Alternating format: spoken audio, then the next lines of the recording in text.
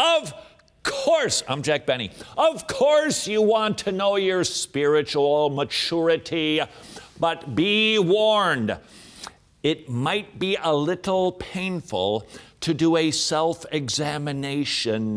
No, we should not be perpetual navel gazers. I don't exactly know how that phrase works anyway. We should, however, occasionally take a look and see how we're doing. Danger, Will Robinson, if all you do is focus on, how am I doing? How am I doing? How am I doing in my Christian walk? You are bound to get bummed out. We want to make sure that we keep our eyes on Jesus, the author and finisher of our faith, and not simply how we are doing. Having said that, we still do well to check out, on occasion, our Christian maturity. Thank you, Rick Thomas. Once again, rickthomas.net, simply the best at taking theology and applying it to life, emotions, feelings, will. Absolutely spectacular. And this particular presentation, allowing us to examine our Christian maturity, is no exception. Here's what Rick wrote. Rebukeable people typically have humble and wise perspectives about themselves. They are rebukeable because they have been rightly informed by the gospel. See a bunch of verses. That's right. The Christian who is able to receive rebuke, regardless of how it is delivered, is the one who is mature. So that raises about, 12 questions that we can try to answer to see if you and I are rebukeable. Ready? This could sting a wee bit. Question number 1 from Rick Thomas. Can you be rebuked? Can you receive the corrective observations of others? It's as simple as that. If you have been informed by the gospel that says, no, you can't.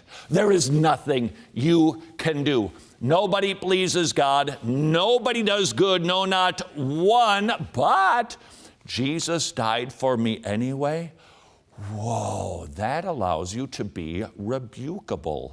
That's the connection between being the proverbial wise man who receives and actually seeks out correction from others, even a rebuke, even if it was delivered in nasty fashion. Why? Because I've been informed by something greater. The gospel tells me I am far worse than any rebuke I could ever receive from anybody. Now, when they come with their little teeny tiny correction compared to, whoa, the mountain of sin that I have compiled, that ain't no big thing. So may I ask you, can you be corrected? And most likely, you're going to answer the question the same way that I would. Of course I can be rebuked. Are you kidding? I do everything perfectly. If you answer the question the same way I did, it's time for help, and there are 2 places to get it. Your family and your church. Ask your wife, ask your husband, ask your kids, can you come to me and correct me? And if they respond by going, yeah, honey, I can rebuke you, then you've got your answer. If, for whatever reason, you're a little afraid to do that at home, ask people at church. That, too, is a school of character, and that is why we do the one another's with one another, so that I can help you see yourself the way the rest of us see you. Once again, let me ask you, because this is the key, this is the crux of Christian maturity. You want to know if you're down low or on the upper shelf of Christian maturity? Can you be rebuked? Question number 2.